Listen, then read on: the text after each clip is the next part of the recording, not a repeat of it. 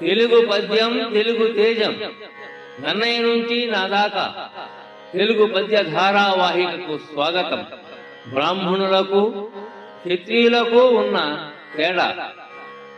నిండు మనం నవ్య నవనీత సమానము పల్కుదారుణాఖండల శస్త్రతుల్యము జగన్నుత విప్రులయందు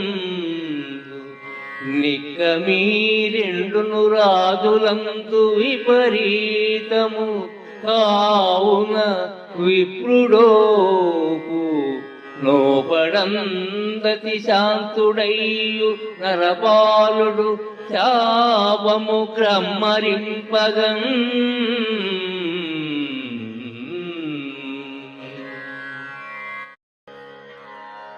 పౌషుడి ఇంట ఉదంకుడు ఆతిథ్యం స్వీకరించినప్పుడు ఆయన తింటున్న అన్నం వెంట్రుక వల్ల అపవిత్రం కావడంతో కోపగించిన ఉదంకుడు అలాంటి అన్నం పెట్టిన రాజును గుడ్డివాడిని కమ్మని శపించాడు.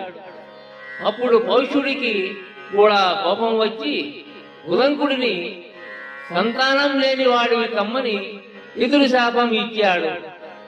తాను సంతానం లేకుండా ఉండలేనని శాపాన్ని ఉపసంహరించుకోమని కోరాడు ఉదంకుడు. అప్పుడు పౌషుడు అన్న మాటలు ఇవి: బ్రాహ్మణులు నిండు హృదయం అప్పుడే తీసిన వెన్న అనగా నవనీతముతో సమానముగా మిక్కిలి మృదువుగా ఉంటుంది.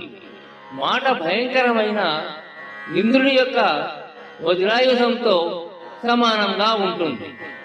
పరుషమైనది. ఇది నిజం. మనసు హృదయము అనే రెండు రాజులలో అందుకు విరుద్ధంగా ఉంటాయి. రాజుల్లో మనస్సు వజ్రతుల్యంగా, పలుకు నవనీతంగా ఉంటాయి. కాబట్టి బ్రాహ్మణుడు ఇచ్చిన శాపాన్ని ఉపసంహరించుకోవడానికి శక్తుడవుతాడు. మిక్కిలి శాంత స్వభావం కలవాడైనప్పటికీ రాజు ఉపసంహరించుకోవడానికి శక్తుడు కాడు అని ఈ పద్యం యొక్క అర్థం.